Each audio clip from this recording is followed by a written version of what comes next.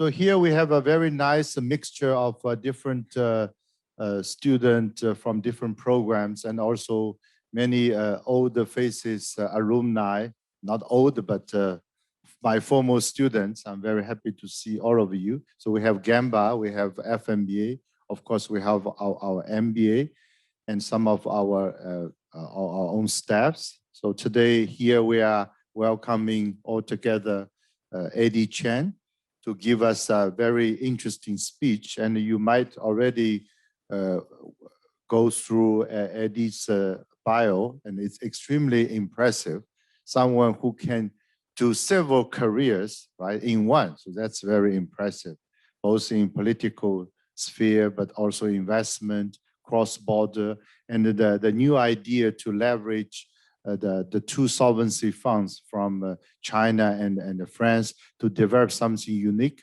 And to, I just think about the idea we saw all from Fusan Group, how to leverage on the Chinese dynamism, right? So what Eddie is doing now is try to bring a lot of European companies with edge-cutting technologies or unique products or service, then try to inject the Chinese magic into it. So this is his job. I hope I summarize it quite well. I know you guys went through this profile with our speaker today, and I also found out that end of last year, Eddie also received an award, and he was recognized as the 2020 Outstanding China Economic Figure in the new era, and it was awarded in Beijing. So with everything what Professor Ding Yuan also said, he is truly someone who has witnessed the China growth economy for the past 20 years, both from within China and outside of China's perspective. So we are extremely pleased and honored that he is here so we can pick his brain just to see what is the future economic outgrowth. Thank you. Please, Eddie. Thank you, Christina, for your kind words. And definitely it's my great honor to be here to share my experience and something I've done in the past with this top B school here. So it's a great honor. And I think my topic today, maybe personally, I have been doing 3 jobs. I was studying working for the UN as an IT professional because my undergraduate was computer science. And then I took a master in management degree from NYU, then switched to management job in a way. Then after some years in UN, I moved to Sweden to work for Swedish government. But that's basically to promote Chinese and the Swedish industrial cooperation. Then after that, I said, in Chinese, we say you have to down to the ocean yourself. So I become an investor from a government job, international agency job, that becomes a truly an investor in the last 7 years, working for EURAZEO, a French PE firm. So today, I think I'd like to use the opportunity to discuss, to share, how do we see this phenomenon starting last 20 years already, but today becomes extremely complicated. The globalization, investment, partnership, deglobalization, whatever so mixed. So we are dealing with a spaghetti environment. But however, as an investor, we have to find a way. We have to find our niche. We have to find our strategy or methodology to leverage from what we already know what we're doing, but anticipating the change, anticipating the challenges. Can we do differently? Can we do more? After all, as an investor, as a PE firm professional, we have to be responsible for the money we invest. We have to be responsible for, behind us, the LPs. So no matter how complicated the environment is, we have to find a way to survive, but also as well to grow. So this is the quickly the theme of what I'm trying to share here with you. My understanding is I have around 50 minutes, and then there will be 20-minute or 30-minute Q&A. So let's I'll start from here.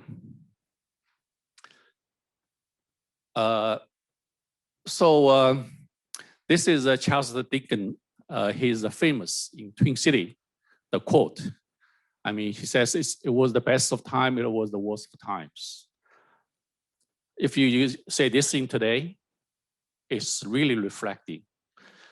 When I was first using this famous slogan, quote, last time was 10 years, almost more than 10 years ago in 2010 in one of the seminar. Because that time I using this saying, 2010, globally, we just had a financial depression, a global financial crisis.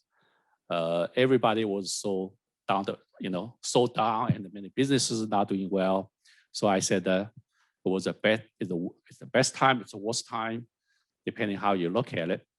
Means there was so much challenge. But after 10 years, when I say this again, think about 10 years ago, compared with today's situation, COVID-19, pandemic, geopolitical conflicts, competition between leading economies. 10 years ago, the financial crisis at that time is nothing compared with today's situation. So we're really in a time that, it's the best, it's the worst, but definitely it's not good. So with that, I like to cover basically, because time is short, but first two topic I like to quickly to set a background. But really I wanted to discuss today is the case study with our experience, the certain topic. But certainly, any case study, you have to be put in a big environment to lay out the ground why you do that. Under what circumstances you make that decision, you set up your strategy. So I think this is where I like to start first. Challenge and opportunities. Do I have to point to somewhere in order to get, okay, point here. Okay. So from the, if we look at China, even with the COVID-19 2020 last year, you're seeing everywhere else, the growth is no growth, it's only degrowth, but China still can maintain a 2.3 GDP. That tells something. So no matter what conflicts we have today, China is facing, no matter how complicated the business environment is happening, but the growth is still there, at least here in China. Later I will show you some examples to illustrate, the right strategy. You have to have this big environment behind to support it. So China still remains as potential growth potential and very highly growing market. And from the 2020 GDP, that tells us. But more than that, if you compare with the G20 countries, you only see 2 countries having a positive GDP, Turkey and China. Maybe we'll put Turkey on our side for a while. If you compare with the rest of the G20, everyone have a minus growth. China stays at a 2.3. And but if you look more than before the COVID-19, if you look the 3 years before COVID-19, 2017 to 2019, China basically contributes 35%, 1/3 of the GDP globally. So the bottom line is that I'm trying to settle down the ground here that the size is there, the growth is there. So the question is, where are the next going to go? Secondly is the question we should ask is as an international firm, as an investment firm, where we wanted to see the opportunity for us, what's in it for us.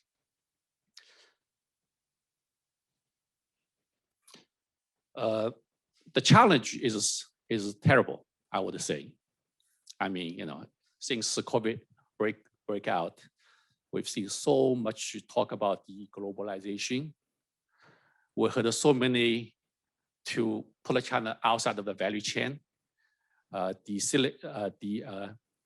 silicization, as well. A lot of people talking about today the economic autonomous. So closed door, be independent, basically to be independent from China value chain. So the challenge definitely is there. But the problem is today, the positive side of today, if you look at this chart here, from export and import, basically China is everywhere. So the value chain, the supply chain, the manufacturing, the export, the consumer goods, basically China contributes or in the different centers of a position for 30 to 40% of the market share. So, it's very easy to say deglobalization, and in reality, I don't think that's easy to happen. So challenges there for sure, but the foundation is also there. So the fundamentals still there. The question is how we see what's happening going forward. And another positive scenario besides the challenge is the investment trend in particularly for 2020 during the terrible COVID-19 breakout year in 2020. If you look at both FDI, the capital coming inflow into China, and the ODI, Chinese outbound investment, the latest figure telling us 2020, China attracted 163 billion US dollar inbound investment, the largest globally, first time. And the US, the same year, is about 140 billion. So China is 20 billion more. It's not only coming, but also seeing the outbound investment from China, even with 2020, I mean, people can't even travel. Still reach 133 billion, almost the largest outbound investment from China. So look at this figure. You're wondering that is China not being affected by COVID-19 for the year of 2020? That's the question one. Question two, if it's being affected, why the capital flow still so active? I mean, people can't even travel. You can say the last year, for almost 6 months, many airlines stopped flying, right? So that means the fundamental value chain, supply chain still working. Maybe the passengers, you don't see people travel anymore for leisure purpose, but the industry still works. Or the merchandise still shipping and still manufacturing. That keeps our day-to-day life running. If the manufacturing doesn't work anymore, then you can't even buy food, right? You can't even buy any clothes to wear. So I would say, look at those big picture. Definitely you're seeing lots of challenge, but at the same time, it's not all about bad news. Look at those figures, very positive. I mean, growth is still there. So I think maybe in some way, last year, for those businesses running here in China and are lucky or were lucky compared with our portfolio companies in Europe, in North America. Many of them can't do anything, for 6 months, 8 months, was shutting down. So I think the big picture, it's two ends. On one side, we're seeing many challenges that we're facing. But on the other hand, the China, its own figure, financial figure, its own growth, its own development, from manufacturing, supply chain to the capital market, is still pretty strong, still on the right track in a way. So we have two sides of the news.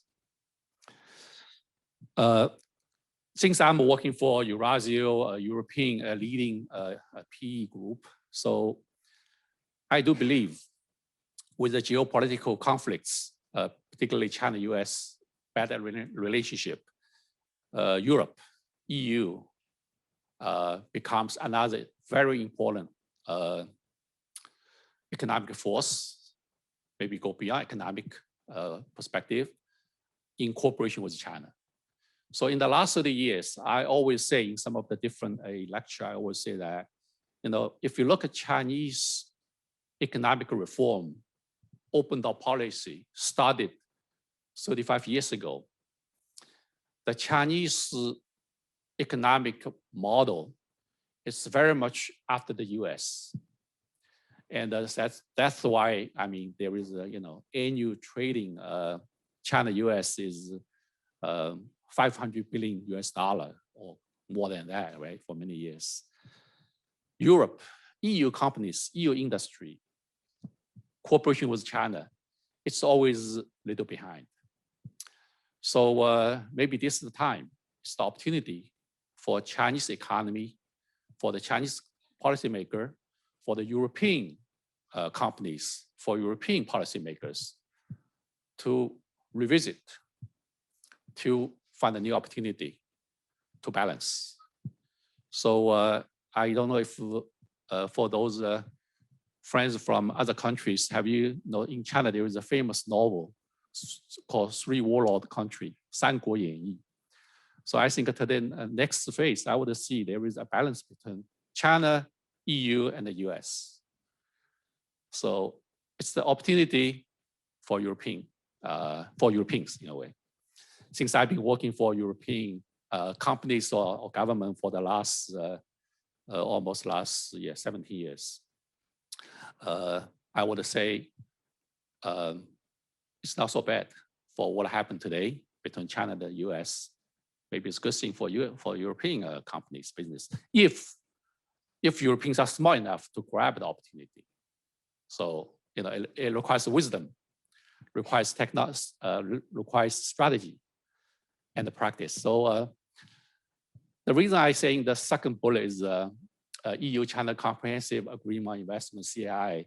This was announced, completed negotiation end of last year, December 30th.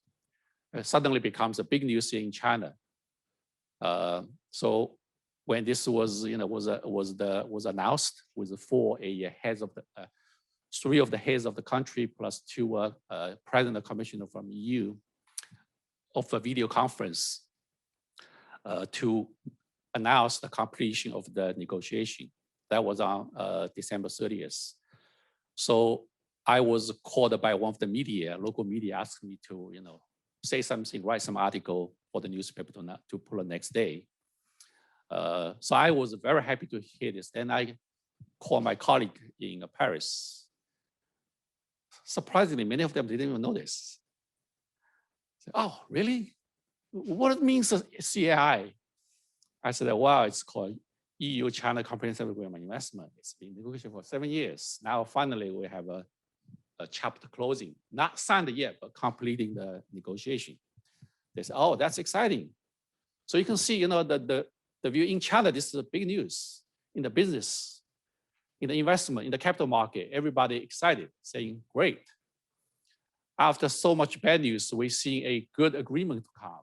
That means more business opportunities in and out between Europe, between China. But many of Europeans doesn't seem pay too much attention to that. So that come back to what I said. It's a strategic vision. Whether you have it, whether you're willing to be sharp to stay on top of it, or you just be so naive and ignorant, saying, well, nice thing to have, but so what? So this is where I think the opportunity goes with those people who is well prepared. We are very excited about this because this agreement basically proves the Eurasio practices in China since we into China, starting our operation here in 2013. I'll come to that. I'm not going to go detail with this, but I have sufficient slides here to highlight. So in case later on, if anybody interested, could my PPT is there, so you can read it yourself. I just want to highlight some. Basically, it gives a stronger footprint, allow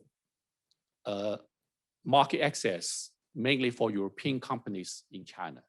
So this is more an opening door for European companies. certainly in European side, we have to tear down some of the restrictions as well to allow more Chinese capital and the company to go to Europe. But this is more opening for European companies. Many of the restrictions from automotive industry to healthcare, to capital market, to financial industry, to IT crowd businesses are being opened first, and then others will come. So secondly, it's to define the so-called fair competition, a fair playing ground for both companies from both China and Europe. And then there is another very important aspect, which usually you don't see too many bilateral agreement in the past, because Europeans are very keen to ESG, social responsibility, environment responsibility. So sustainable development definitely is one of the key element in there, one of the pillar.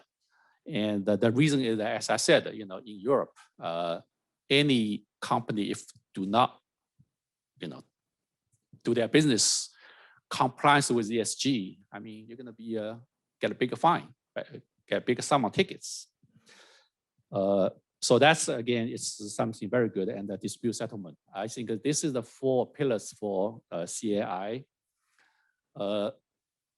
So what that means, in my view, if in the past, we're seeing there is maybe 20% European company coming to China actively to do business. If the CEI is being formally signed in this year, end of this year or early next year, and that means at least triple of the European companies today are not coming to China, will come to China, because they become doing businesses become much easier, at least for the entries. Today is quite difficult depending on your industry. So I think that's something really look forward to it. So I already explained for both EU and for China, there is a different framework. But I think the first phase is really for good news for European companies. Become much easier to do business in China with much lower barriers and a much easier what we call the facilitation that the policy provides. So this is the list of the industries. If you are the industry that you're going to be interested, this is where you're seeing the more opening up going to happen.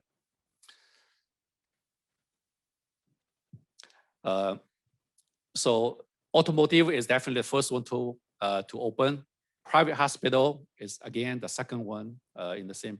Cloud services, computer services in the SaaS, in the IT. Today is quite difficult to make entry for foreign companies, but once they sign, it will become much easier. And the financial services and the business services, this will be much open. Even actually, it's already having a lot of opening policy happened already. But with this CI, it all makes this extra step for European companies in the financial industry.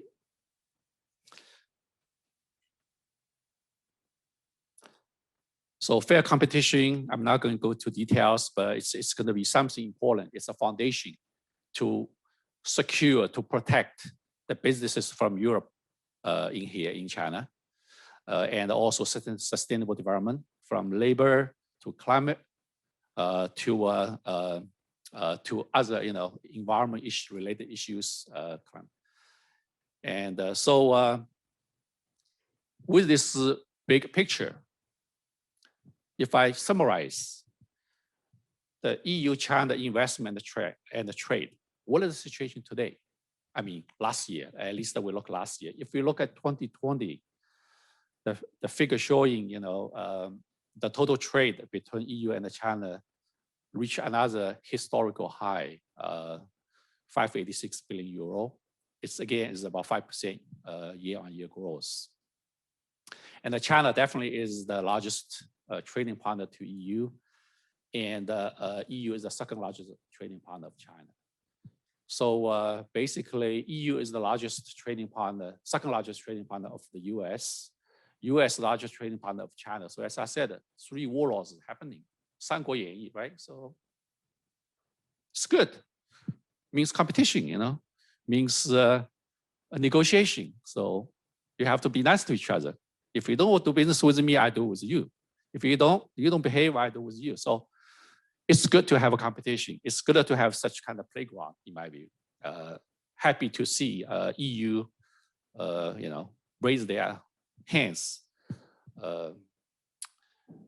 with close cooperation with Chinese economy and industry. And if you look at investment, the cumulative investment certainly is a pretty big figure. 118 billion from China to Europe, and around 80 billion from EU to China. From China to EU, just opposite. But however, I think compared with Chinese outbound investment in the old days, many of them go to US, North America. But I think with the situation today, we are seeing the shifting, the paradigm shift. It's going to be more and more Chinese capital investment go to Europe because it becomes so difficult to go to the US. Last year, 2020, there was only 1 billion Chinese investment in the US. Say zero, right? 1 billion was the size of the economy, almost nothing happened. But in Europe, still there is investment. So positive, even just look the figure. So I said with this kind of motivation, with the momentum, if we can maintain between EU and China, and with a CAI being fast track into final signing, hopefully by end of this year. So then we're going to see a new era for the economic cooperation between EU and China. I'm truly a believer of that. And for those who are really working from Europe and China business relationship or businesses, this is a positive and a very encouraging development behind us. Okay, so with this background information, I really like to share with you, some case study, how Eurasio, our vision, our experience, good experience or bad experience, I'd like to share with you today. So to summarize our vision, back almost 10 years ago, when a 140-year-old French-based leading PE firm in Europe, when they Eurasio decided to internationalize our operation. So Eurasio has been established in 1881. So in Europe, we always say that we are not the largest, but we definitely the oldest PE firm. Think about 1881, Eurasio have already doing what other PE are doing here today, globally. Investment, private equity investment, fundraising, right? But however, for more than 100 years, Eurasio only have one office in Paris. 90% of investment is French European based, doing very well. And we were also listed as a listed company. And in PE in EU, European based PE, to be listed in the public market is very few. Not like American PE, lots of them listed in NASDAQ or in New York Exchange. So Eurasio is a very different, unique company, but also very conservative. For so many years, till 2012, it's only one office in Paris. So 2012, Eurasio made an internal, really a strategic thinking, discussion, brainstorming. So the decision was that going forward, if Eurasio wants to be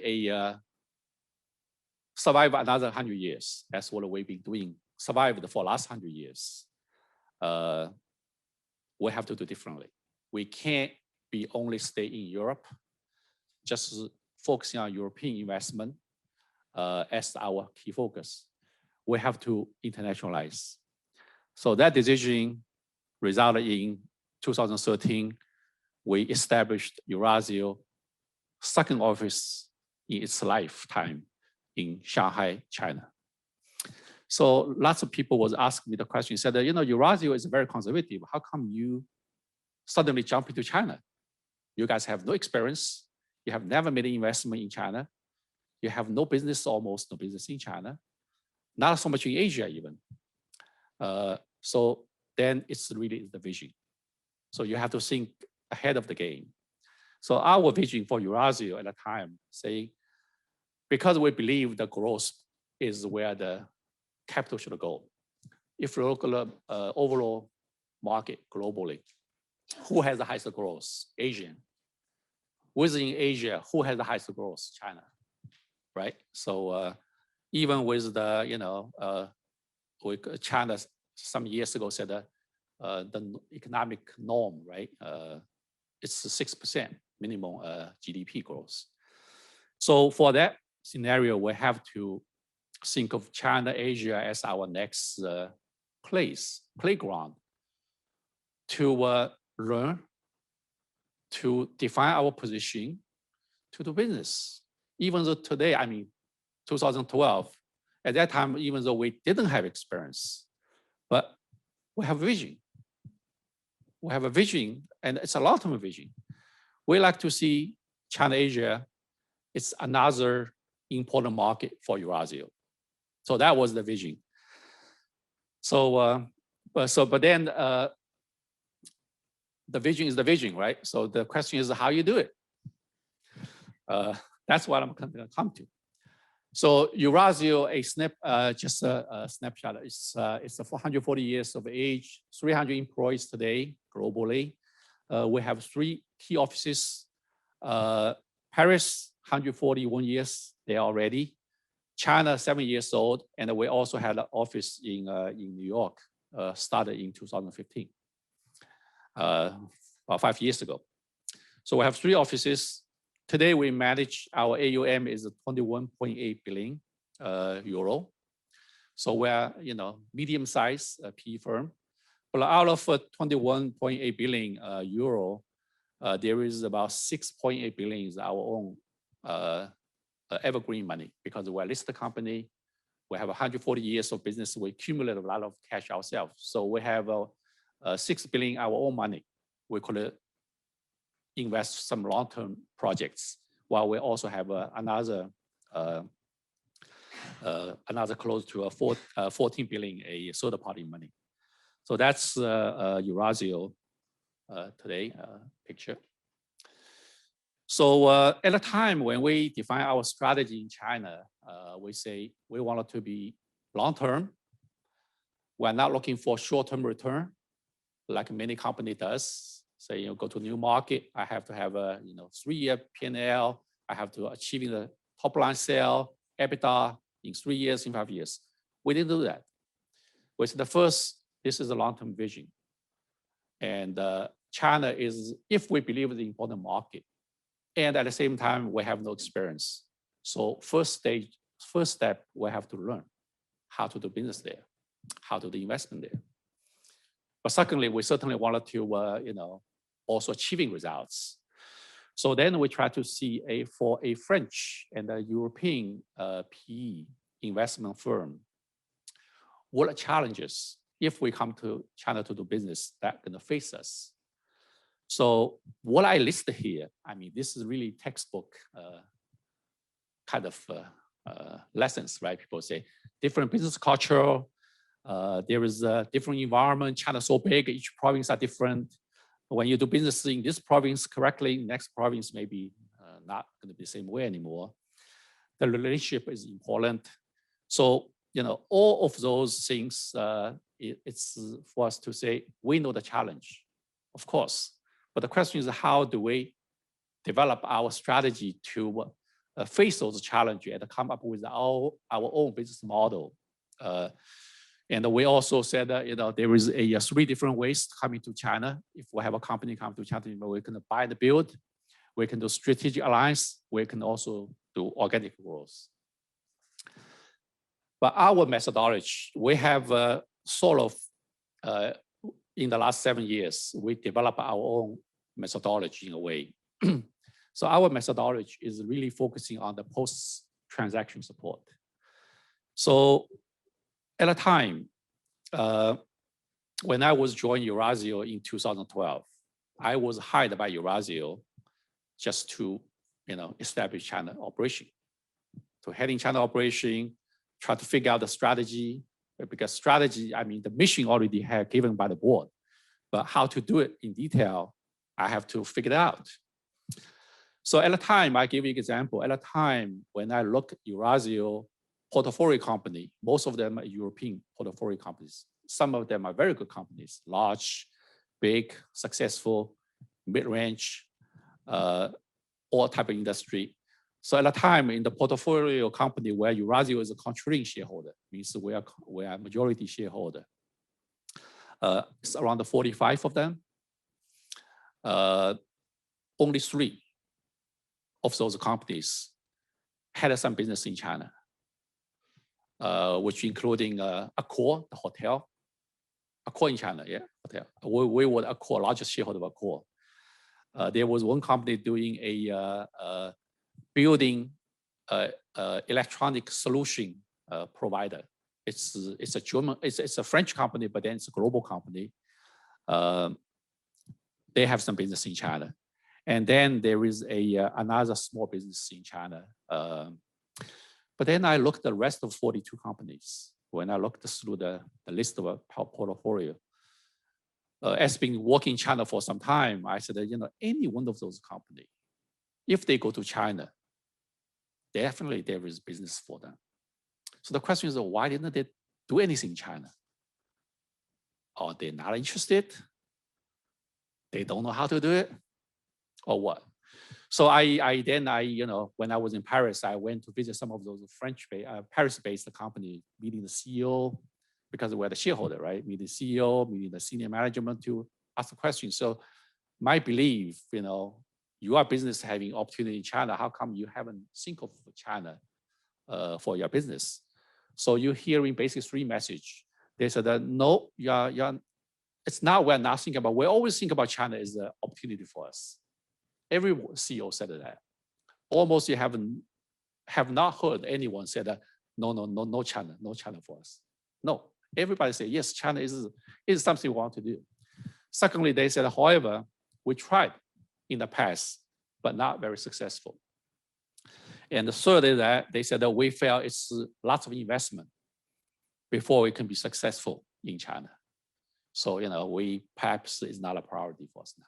I have much more things to worry. I have to reporting to you as, shareholder. You are largest shareholder, right? You ask us about EBITDA, top line sales, growth, and, want a year-on-year growth. You want IRR, and we have no time.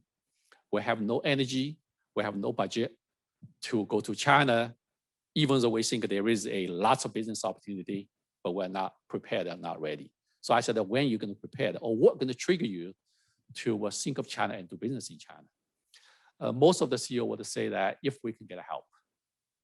If we can get help, hands-on help us to starting a correct business plan, business strategy, and also to help us to solving all the tough business cultural issue that we are not familiar with, and also help us to define at day one the right strategy in China. Should we do our organic business in there, or should we have starting with a partner, or should we starting to do a M&A, find a local company, we just buy them. So he said that we're looking for this type of, even though some of the company told me, they said, well, we have in the past asking some consulting firm, big name consulting, we pay €250,000, get a report, China market strategy. They said, doesn't work. It's just on paper, right?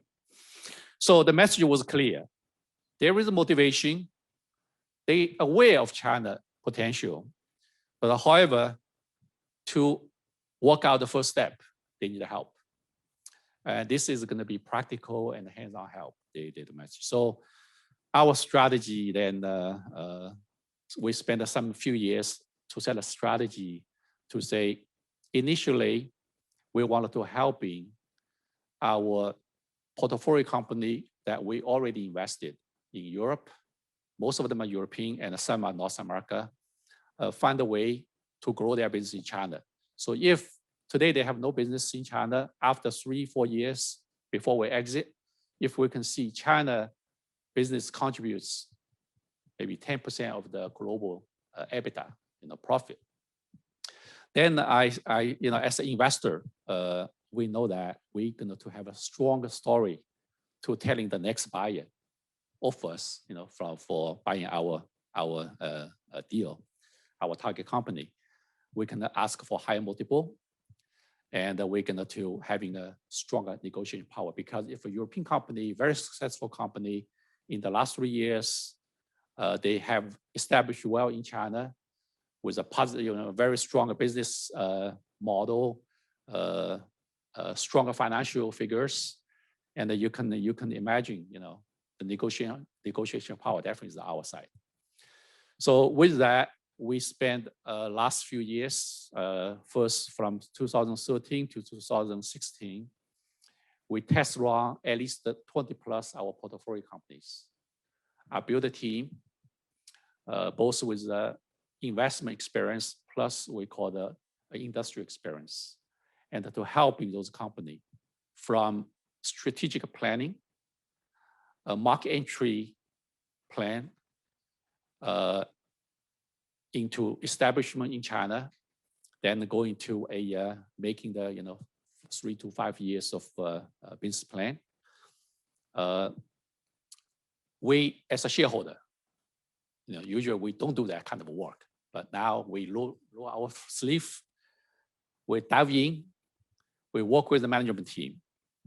I help them the CEO to hire the first employee in China GM.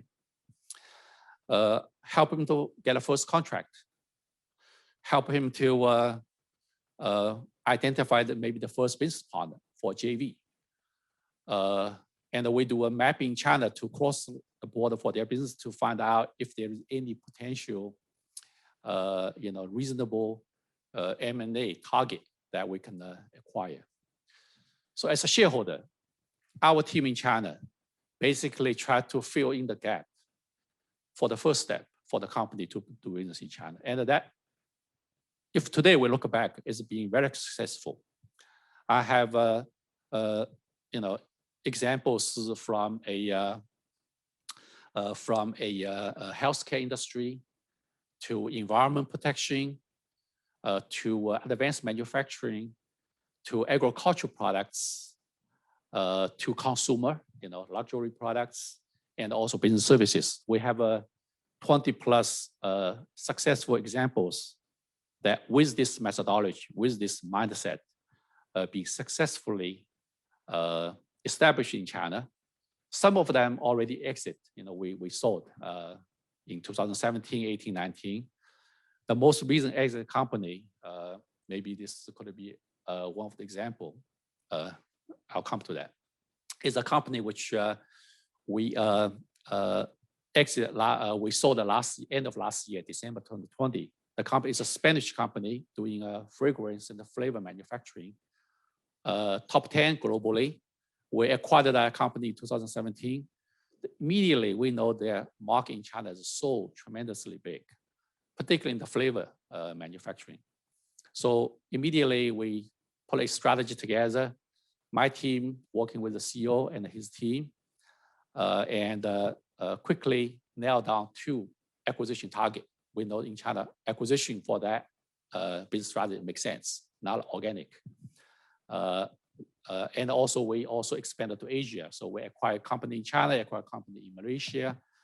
In 2 years before we sell it, this company used to be a European with very few businesses on the flavor business in China, in Asia.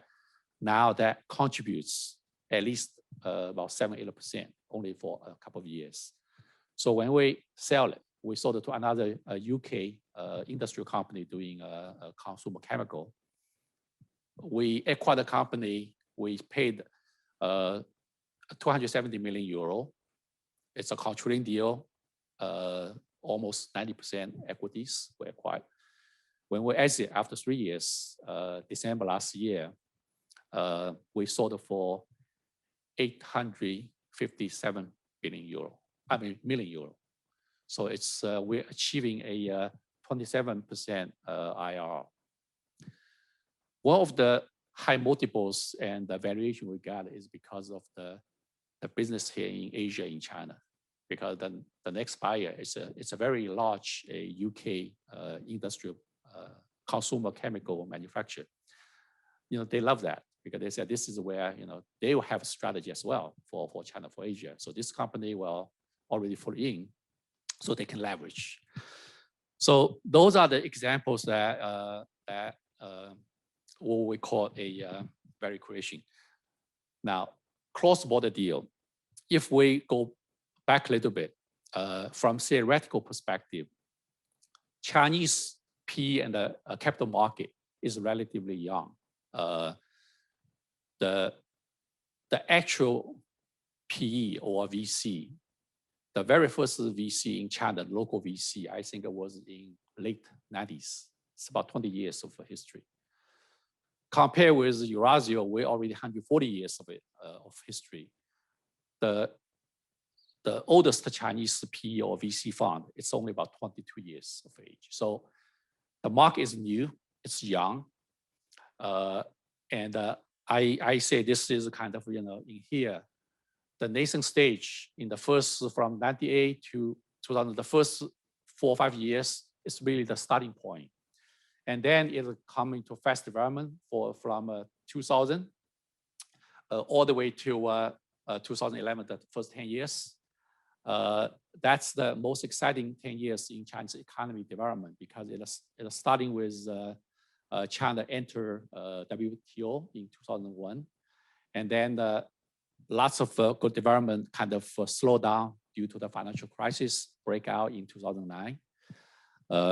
And then it'll continue the transition. So from last 10 years, we can say it becomes a more mature for Chinese PE market.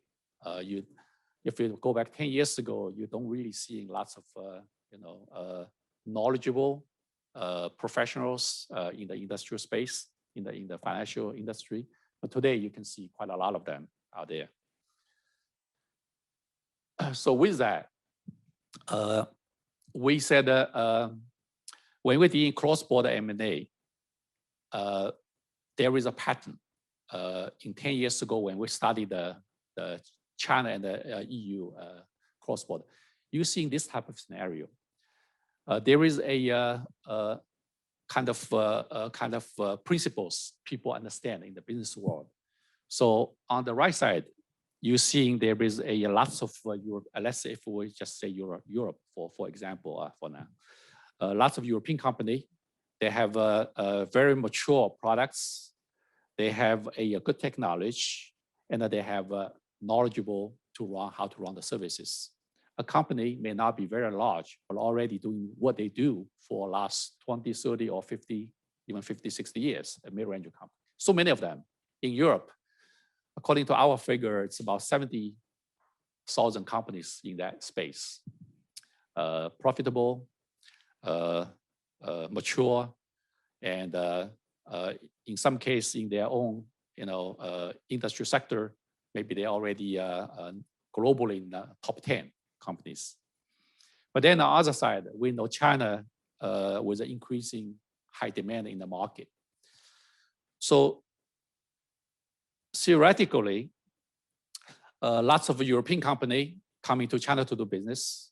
Lots of Chinese companies want to go to Europe for buy and acquire technology, products, and bring back to China because demand is here. So in theoretically, this should be working very well, right? It's a nice flow. You have good products, and here's a good market, and your company should run successfully, right? By principle, there is a buyer, there is a seller, but in reality, the failure rate are very high, according to our study, and lots of reports said that.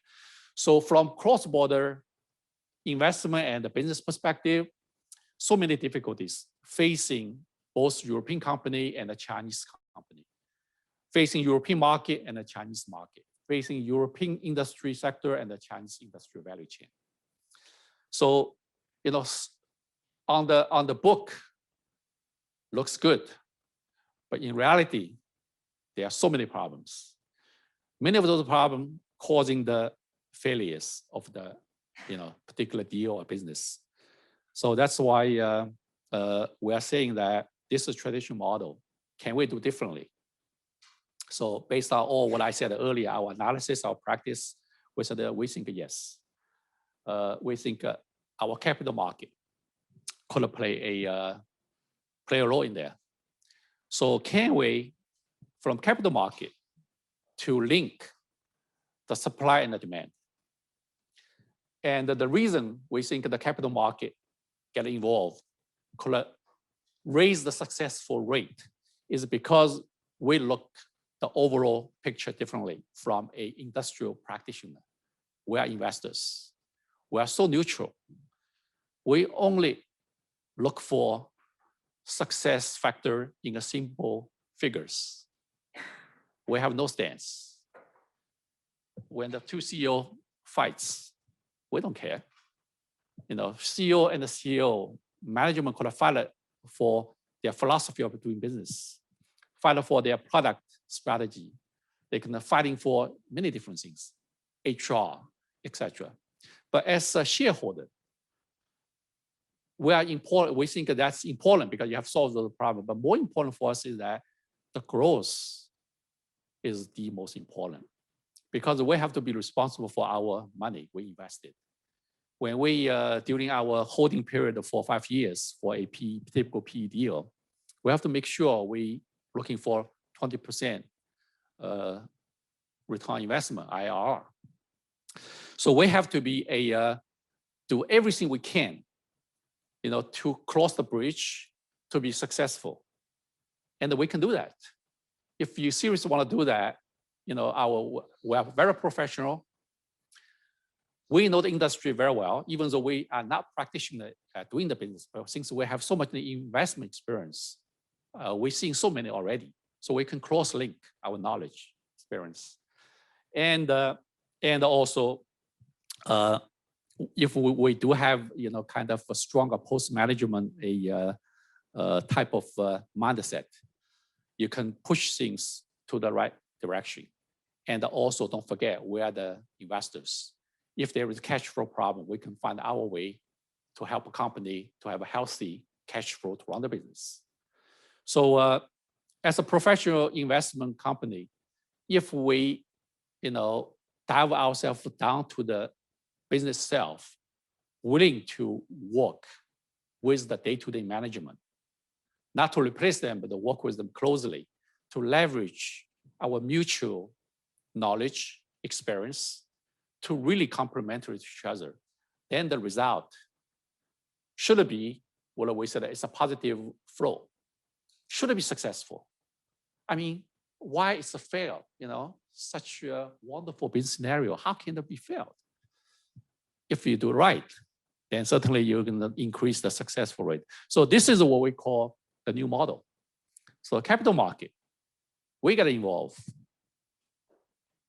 And we're using everything we have to add a positive, you know, value creation for the business itself. So we call this new model is value creation.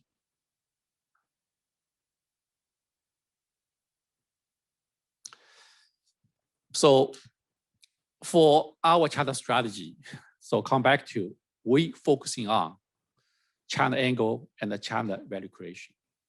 So I give you some general perspective. First, 2013 to 2015, the first 3 years when we entering China, because each year, Eurasio, our deal team, for those deals with the team we're doing, a investment team we're doing a controlling deal, each year, we have close to 600 pipelines, means new, you know, deal targets coming to our pipeline. We review every day. Some of them we're going to go in-depth analysis, others we're going to pass. So out of 600 to 700 pipeline annually. We're gonna spend a serious amount of time to seriously dive in, to analyze, to do due diligence, to DD for those targets around the 100. So still a lot of work, you know, for investment professional. I mean, every day we're busy. Let's say for 100 deals, if we look at this 100 opportunities in 2014, when we're just starting our China operation, I would check this deal, say, from the IM investment memo from the seller. Have they mentioned anything about their China business, China strategy? You look at the original IM, maybe half of them, there is China related business idea, or already have some business or some planning. You do see that. But 50% of other companies, you don't have that. Today, let's say last year, 2020, despite the COVID, we still look at a series about 70, 80 deals. Most of those European companies, 90% or even 95% have China angle. Surprisingly, in 7 years, 2014 now to 2019-20, you got a from investment bank. They pitch, with an investment memo to pitch for the investors. Say, I have a new opportunity. Would you like to evaluate into our pipeline system? Then we open the IM. We look at it without even asking any question. You can see 90% of those deals on the market for selling, they have China strategy as part of the IM.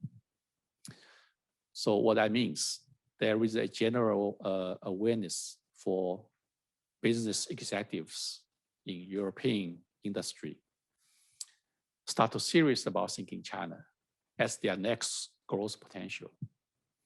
They like to try. They have the vision. But in some case, maybe is to be as politically correct. When they're dealing with investors, they'll say, you don't have any business in China, in Asia? Or you're not even thinking about it. It's not going to be politically correct. So their advisors, the investment banks, consulting firms, help them to do the deal construction for preparing the IM. We'll advise them. Say you have to think about your future growth potential besides the whole market, Europe, North America, or where you do well, and for the last 30 years, you have to at least have some plans or strategy to indicate your business, your products, your services. There is a market. There is opportunity in China, in Asia. Even though you haven't done anything yet today, but you have to say that. You have to make an indication to be politically correct. Otherwise, the investor would say, the management looks very conservative. Is that the team I wanted to work with? So, but it's even though it's a political correct, but this is a good trend in my view. It's a positive trend. So, business world start to be aware. You have to think global. For very conservative European mid-range size companies, you have to think global. You have to take steps. If you don't, maybe you'll be out. Because if you don't do it proactively yourself, the other forces are going to push you out, like a shareholder will push you out. We have to find a new CEO whose willingness to try for new growth, right? So, so focusing on China angle, on China value creation, today is no longer be a so-called opportunity. It's basically seen everywhere. Every investment proposal we receive, there is somewhere somebody will say something about it. So that's good. It's a good trend. So today, when we're dealing with many investment deals, cross-border, China angle becomes one of the elements you see almost in every opportunity that you are involved with.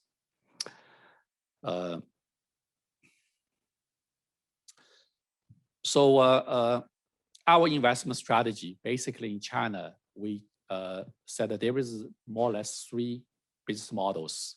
Either you're having some merger acquisition, you're buying a Chinese company to and then pull it into the parent European company as one of the subsidiary, or we find a partner for joint venture.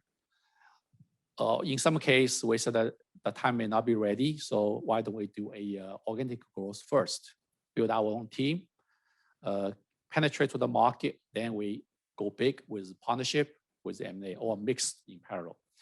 I listed here 3 examples. Iberchem is the one I was describing. The consumer chemical is a Spanish company. Colisée is a senior nursing home manager, operator. It's a French company in France, Southern Europe. They rank number 4 and number 3 position. Wegener is a automotive parts manufacturer, another French company. So Spanish, French. All of them were controlling shareholder. And during their life, during the time we are their shareholder for the last about 5 to 6 years, 3 to 5 years in a way, we help them to come into China from no business, come to China, and the China business after 2, 3 years becomes one of the key contributor for their global financial report, both from top line and the EBITDA. Each one, it's a different industry sector, right? This is a chemistry industry. This is services, senior nursing home, medical services. This is auto manufacturing. Very complicated. In China, our investment team, working together with the management team, we have to figure out solving many difficulties. But the bottom line is that if you are willingness to do so, if you truly believe you're going to work it out, and that you are willingness to kind of roll your sleeve, willing to do the dirty work, then you're going to be successful. No doubt about it, because the market is there. But at the same time, lots of difficulties are also there. So, it's a question of whether you wanted to do it or you don't want to do it. So at the end of the day, it's just as simple. It's no magic. It's your own willingness. If you say, too difficult, I don't want to do it, that's one attitude. Or you say, I think I can do it. I'll leverage whatever the skill I can get, help I can get, you'll be successful. So every project, the portfolio company in the last 7, 8 years, we from European and the North American company, we help as a controlling shareholder, bring them into China. No failures. Everyone are successfully settled down in China. And then in 2, 3 years, showing the result. So my own experience, just telling you here, you guys are going to be MBA, you're going to work for a company. This is the way to handle things. If you have the willingness, it's all going to happen. If you only see the difficulties, at the end of the day, it's not going to happen. It's going to eat up your motivation. But don't be afraid. Do smart. So this is a China value creation. Now, because of we are doing this for the last 7 years, and we start to figuring out that can we do more than that? Because no matter how much you do as a Eurasio, as an investment firm, we have limited resource, we have limited channel. So we said, why don't we try to expand our business model, our believing the positive trend between Europe and China, business and investment cross-border. Why don't we leverage our skill knowledge with partners at a founder level? So in 2019, we launched a France-China cooperation fund. We partnered with Chinese sovereign wealth fund, China Investment Corporation, in short they call CIC. They are the second largest sovereign wealth fund in the world with 400 billion US dollar that they can invest overseas. They're similar to Temasek, similar to Norwegian sovereign wealth fund or Dubai sovereign wealth fund. Big money, deeper pocket. So CIC, why they partner with Eurasio? So exactly that CIC said, he said, our colleague in CIC told us that he said that our mission have two missions as a sovereign wealth fund. Number one, for sure, financial return, right? We have to make money from our investment. Number two, we wanted to see the industrial corporation through our investment to link, to bridge between Europe, North America, and China. Means developed economies. So, but however, they said, they are also limited with their resource. I mean, CIC manage 400 billion US dollar AUM, but they only have 600 people, So you can't do everything, right? So they're also looking for a partnership. And the partnership they're looking for is somebody in believe China angle, China value creation. You can find many qualified, very professional PE firm globally. But today, very difficult to find someone like Eurasio, our practices. We are really practitioners. We take steps, take the effort to did what we believed and showing the results. So CIC naturally becomes our, partners. They said, well, Eurasio, look at what you've been doing for the last 7 years. Not to mention about your 140 years of history, successful history in Europe. You are the partner for us because this is where we believe for, and that you have made the steps to develop your own methodology. So this French-China Cooperation Fund was launched, preparing in 2019 with a 3 cornerstone partners, which is CIC, Eurasio, and the BNP Paribas. BNP Paribas is a French financial group, which they, in Europe, they're almost #1 now. They are even larger than HSBC. So BNP also truly believing China-Europe, business cooperation. So 3 of us, we launched this fund, and also being highly recognized by 2 governments, both French government and the Chinese government. So it was signed in front of the 2 presidents, President Xi and the President Macron, in Paris, with 3 chairmen of the 3 organizations, signed this fund for this €1 billion for round 1. So even though we signed in 2019, but the actual fund that was up and running is in May 2020, because take time to prepare. And also because of the COVID breakout in early 2020, so delayed a few months. But in May last year, we have our first closing. We have a €400 million close, and the coming we can start invest. And this fund is managed by Eurasio. So we are the only fund manager. Basically, I manage it. China team mainly, we manage this.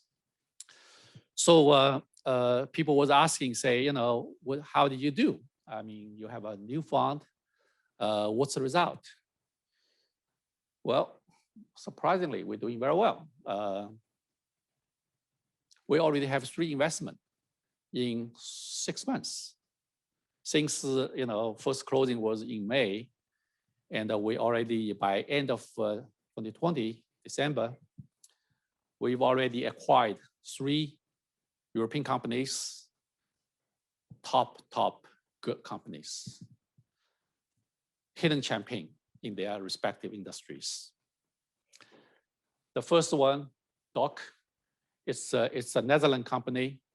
They are the top 3 manufacturer for ophthalmology device. It's a medical field, a medical device company. So when a patient, the retina have problems, you have to do surgery, operation. retina is the most sophisticated surgery for any ophthalmology surgeon. But in the last 30 years, the equipment, the equipment can help to improving the quality of the operation. The device come up. So there is about 8 suppliers globally. 2 American companies, the rest are all European companies. And we acquired the #1 European company, which is called Doc. They are top 3 globally. And the second company, in December, we acquired another company. It's a French. It's called EUChina. It's in automotive testing certification business. They are the top 6 globally, #1 in France. The company already have 70 years of operating history, truly a global leader. And then we, December last year, before end of the year, we acquired another company. It's called Cristal. It's another French company. They are #2 globally for IP, software management and the IP searching, search engine, leading player. So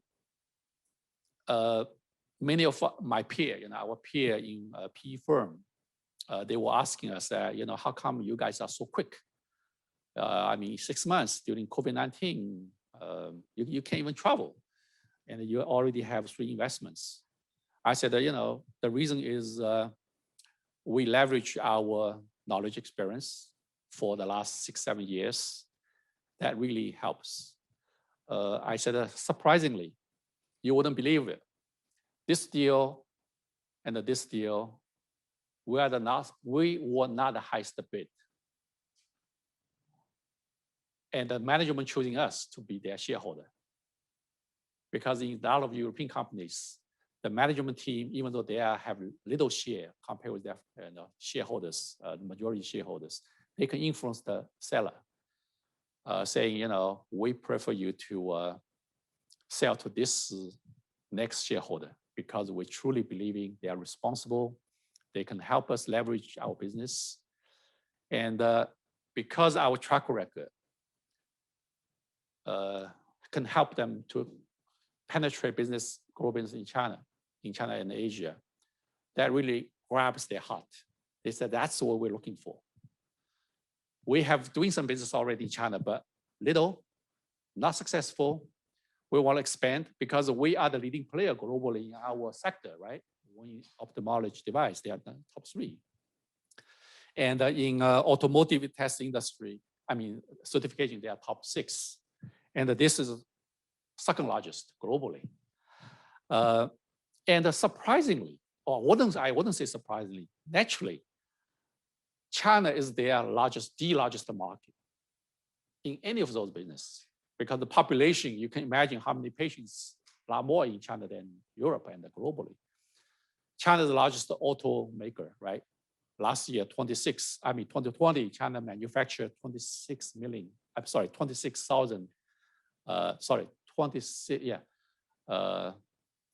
million passenger cars, the largest. The US only manufactured 9 million cars in 2020. China, since 2019, is the largest IP patent supplier globally. So 2020, last year, China again became largest patent applicants globally with 65,000 patents. But however, all 3 companies since last year, their China business are very minimum, very little. So then the question is very, very obvious that China definitely is a larger market for them. So they said we want Eurasio to be our shareholder. The reason is they have been proved to us.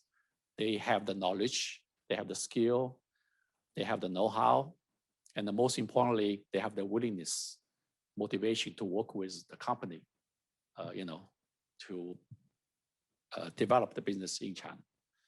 That really touches them, grab their heart. They love it.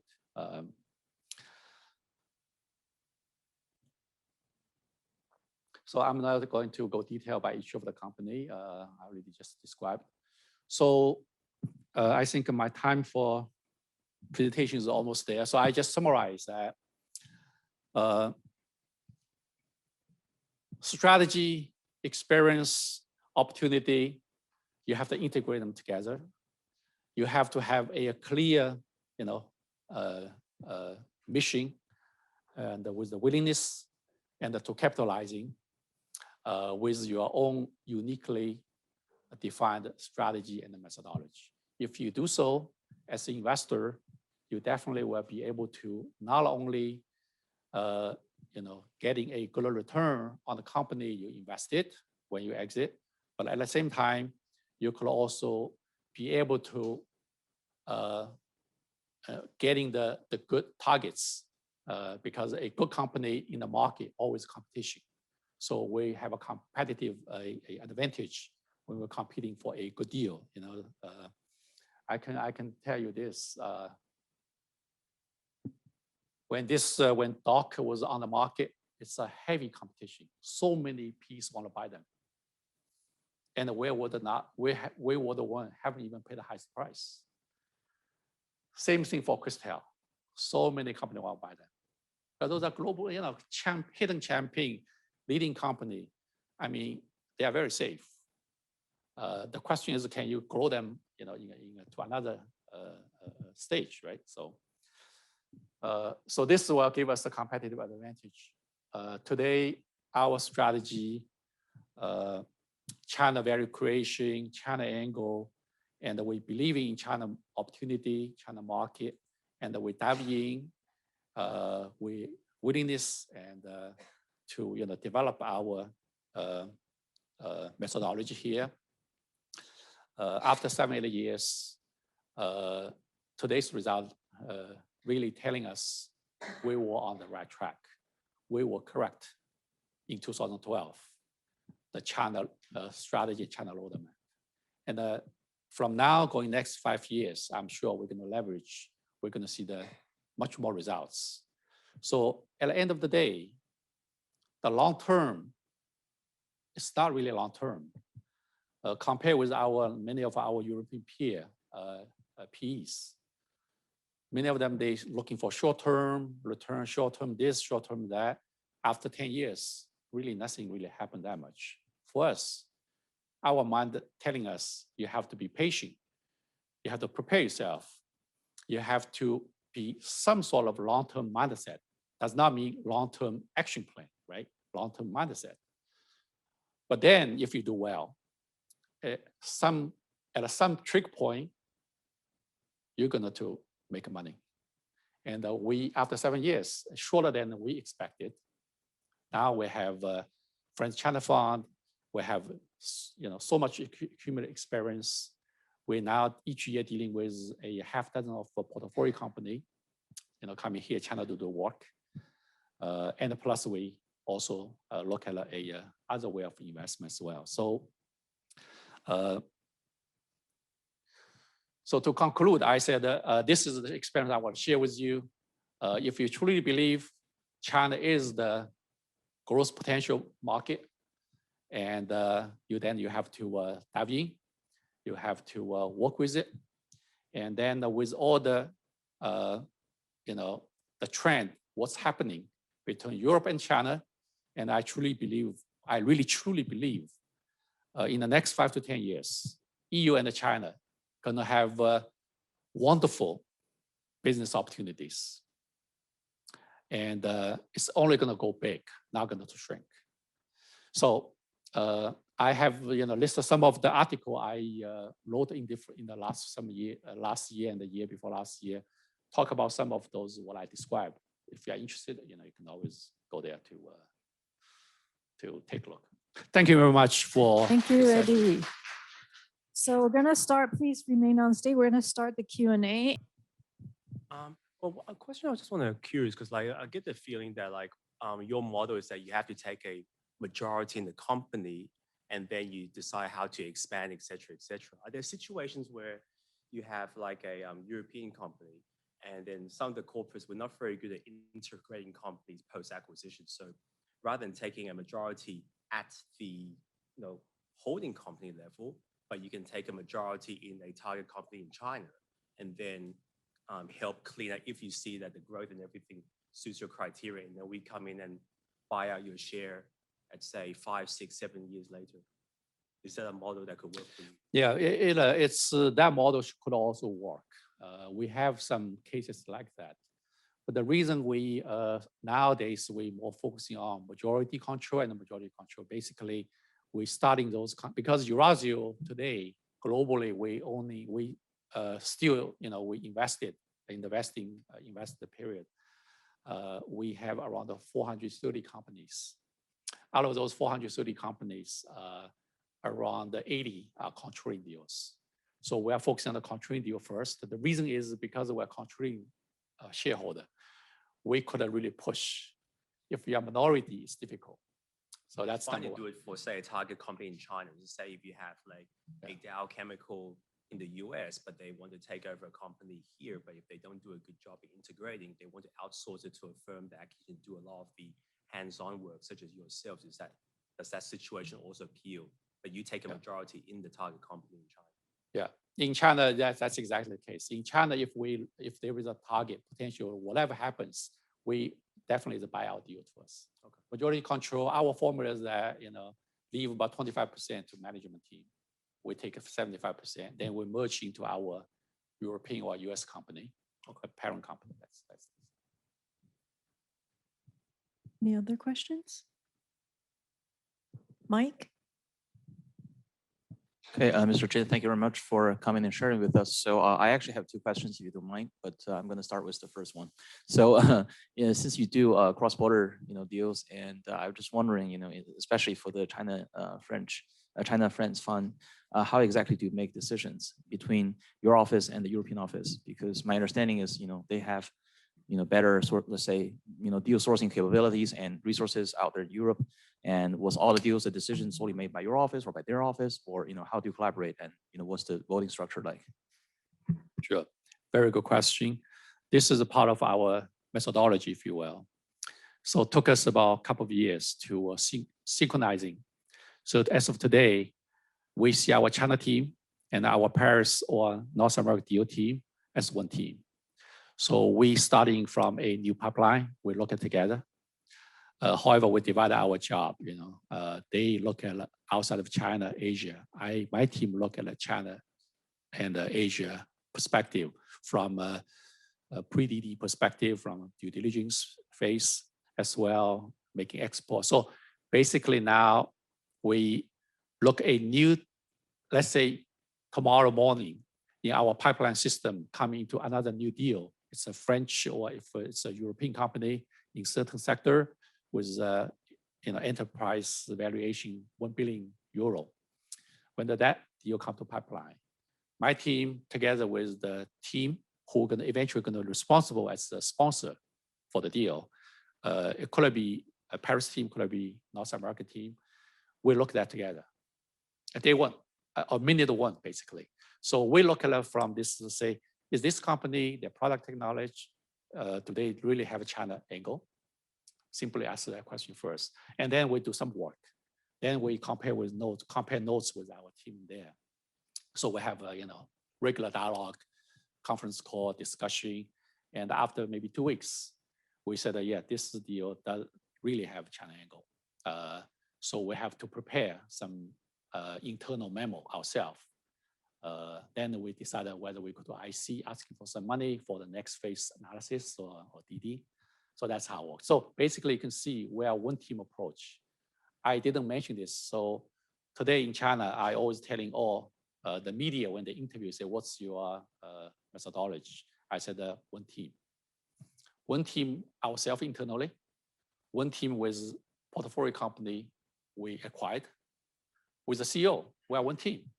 Basically, the reason one team is conceptual, saying we define a kind of procedures to make sure they work together, leverage together, complement each other, not to otherwise being a reverse force to slow down things. You have to be careful. If you don't do well, then it becomes a political issue, right?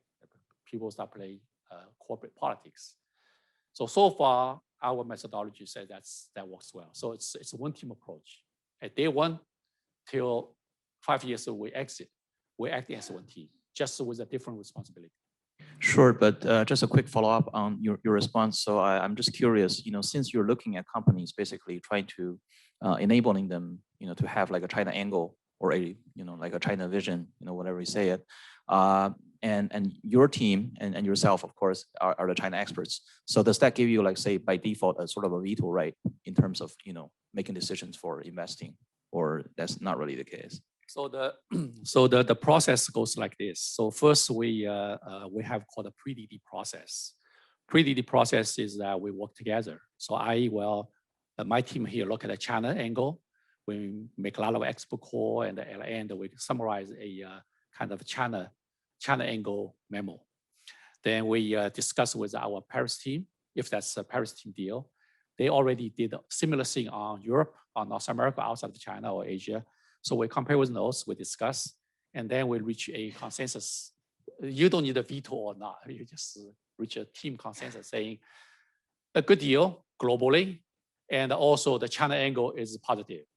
So that gives us more confidence. Because if a company, like we invest 3 of them, when we're seeing they have a very large China opportunity, as a potential investor, we get excited ourselves. Wonderful, they are doing so well already in Europe. Can you imagine if they take them to China to repeat the success story in Europe with larger base patients? Then it would be wonderful, right? So this is the step number 1. Once we reach that step, our internally we then go to IC, asking for approval. There was only one IC, right? Ask for approval to give us some money. Then we can do a formal due diligence process. Means we're going to prepare for LI, make an offer, go next step. This is all teamwork. There is no veto. It's really discussion. We're all professionals. It's just we have a different responsibility. At the end of the day, then we consolidate the final investment memo proposal to the IC. Then is the IC decide whether they want to veto it or they want to approve it. And then my team together with our deal team, we all participate in the IC. My team usually cover the China angle side because we did that job. So that's how it works. Yeah, sorry, one last quick question. So in that case, I'm also curious, for what about deals that you're co-leading? For example, the Questel deals, EURAZEO, IK Investment Partners, and Raise are the 3 co-leads. Like, do EURAZEO take the charge, or how do you work with other GPs? China, we take the charge.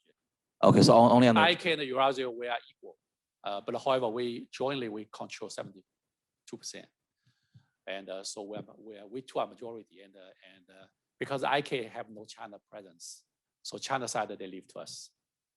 Okay, thank you very much. And I think Jacob, you have a question.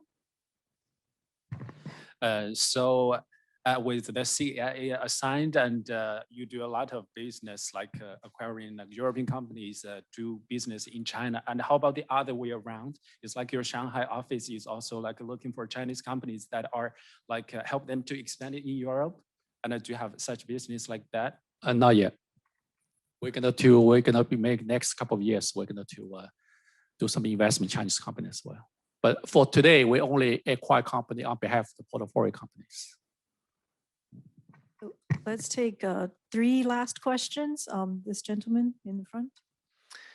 Thank you for your presentation. One question, what's the typical exit strategy of your China invested company? You mean the European company we invested? Yes, and that you bring to China. So how do you? So basically, the exit is at a parent company level. So if it's a European company, we exit in. I mean, it's a process. Basically, go have an investment bank, help us to do the memo, then we distribute to other buyers. Do you see the China portion? Since if we acquire a local company or joint venture, usually we are in controlling, so we are selling our share altogether as a whole company. When your portfolio companies start to have business in China, do you see opportunities for them to exit on stock market place in China or in Hong Kong? Has it already happened? Are you planning such kind of exit? We've been talking about that in the last few years, because in 2018, Shanghai Exchange ready to list the foreign companies. So there is two themes we're thinking and planning. One is that the European company that we acquired a few years before, when we exit, then is there the option for us to consider to list them in Chinese stock exchange, because the multiple here is higher, P ratio is higher. That's a potential option. Secondly, another potential opportunity is that a local acquisition way down for the portfolio companies. Usually those local company is a WOF, subsidiary independent. They could be by self to be listed. So this could be another alternative going forward. But today we think, we believe that the trend is there. And definitely you're going to see more and more this happening. Like today, many Chinese companies go to NASDAQ, go to Euronext, go to Singapore to be listed. Tomorrow, I'm not surprised, a lot of European companies, gradually start coming to see China stock market as a listing house. But in my view, the system is not quite ready yet. So it's still in the very early stage. There are a lot of details are not ready yet by the supervisory committee here, by the stock market operator. So it's going to take another few years before it's getting mature, that you can see more and more foreign companies to be listed. But the trend is there. So when that day comes, I love to list our portfolio company European here, because you're getting 5x more. Yeah. Why not? Yes. Just a follow-up question on the exit strategy as well. So in your previous acquisition, have you ever considered to involve a big Chinese player in the same industry to co-invest and hold the company, so there is a chance that the big player can quickly take up the next round and acquire the company, or just accelerate the expansion in China? Very good question. Actually, this is a part of our strategy. We said in China, we love to partner with a local PE or local industrial company for the target to co-invest, as long as we stay in majority. So they are alongside us as a minority. We have several cases like that. So that's why, always discuss with our local peer, PE and industrial companies. Surprisingly, some of those targets in Europe market come up. You always see Chinese investors as well, submitting the bidding as well. So this is one of our strategy. But it's so, I would say it's the opportunity driven and the selective. It's not going to be every time it happens, because when you wanted to bring a partner to do a deal, there is a course of time and efforts. So sometimes we do another way. We first invest, then we syndicate for a local partner. So in order to catch the time. So the strategy definitely is there. I have several cases done that way. A very quick follow-up question. Do you see an uprising trend that the China company are taking up more, French or German companies with a long history and patent, so that the exit strategy-wise, a lot can be done on the acquisition by Chinese company in the end, instead of by another PE firm? Chinese buyer, with my experience, we have some successful case with Chinese local PE for alongside us, co-invest a European deal. So to one part of the question on that. But when we're dealing with a potential industrial partner, the successful rate is very low, because our mindset are very different. We always have different opinions on the decision, on the strategy, on the seeing how it should happen. So we certainly love to work with our peer investment firm, the local firm. Second, relating to IP, I think at the end of the day, whether you talk about IP, you're talking about all those philosophical issues, because there's a large market here. There is the, end of the day is really the business model determines why should you to invest and when to exit. So it's really the business model and your business strategy to decide. In the process, basically, we should open-minded to any possibility of mixture. Last question, Juan Carlos. Yeah, as everybody knows, many European countries don't belong to the European Union, and more specifically, my question is regarding Switzerland. Switzerland has a lot of bilateral agreements with the European Union, but don't belong to the European Union. So, is there any chance that Switzerland, for example, can benefit from that comprehensive agreement, or is that transferable, that agreement with the EU also to Switzerland and eventually, I don't know, from UK and so on? Yeah. This agreement now only is between EU 27 countries and China negotiation. So if for those countries like UK, it's already exit, so they are not part of the agreement. So, so for the country who's not a part of EU today, certainly they are not part of that agreement. Means they cannot enjoy the CEI, what that brings to a European company. But however, politically, I'm sure the Chinese government willing to leverage the CEI to bilaterally negotiate with other independent European company to leverage, same style. So it could happen in a separate way. So I'm going to quickly bring the session to an end and want to thank you, Eddie, for your time today. And I am sure we have audiences here waiting for you at the reception. So this is just a little token. This is the CEIBS ambassador. And this is, I call it the high mountain oolong tea from my hometown, Taipei. Okay, thank you so much. It's very colorful, I appreciate it. Is this your color of the school? Yes, this is our, yes. Please, let me take a photo.